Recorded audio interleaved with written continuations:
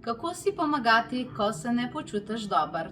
Ja, res je, v življenju se zgodi tudi to, da se včasih ne počutiš dobro. Ali je to zaradi čustvenih vzrokov ali zaradi miselnih vzrokov. Včasih ti kakšen živček potegne in življenje je tako, kot je. Včasih gre malce boljše, včasih pa malce bolj izzivalno.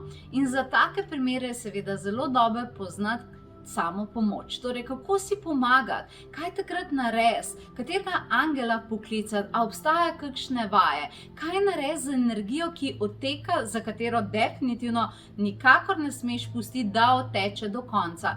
Mogoče včasih pri svojem delu opazim, da ljudje malo prepozno opazijo, da je nekaj narobe energijsko z njimi in še to ponavadi takrat, ko že telo pokaže, da pa nekaj res ni v redu. In jaz te želim naučiti, da to ne počneš več. Tako da vabim te na mojo spletno ekskluziv skupino, ki se začne v začetku septembra z namenom, da te vse to naučim, kako se samo obnoviti, kako ugotoviti, ko ti energija odteka, zaradi tega, da ohraniš nivo energije močen, ne glede na to, kaj se zgodi. Številne vaje, 16 video vsebin, 8 vodenih meditacij, vsak teden pa se skupina še z mano na spletu dobi v živo, kjer mi poveš, kaj se je dogajalo, jaz ti dam pa še dodatne interpretacije, ki ti zelo pomagajo in te vodijo naslednji teden. In tako verjamem, da tvoja energija zmaga in da uspeš narediti, karkoli si zamisliš v tem tvojem produktivnem mesecu. Poglej si, naklikala sem ti povezavo in se te zelo veselim.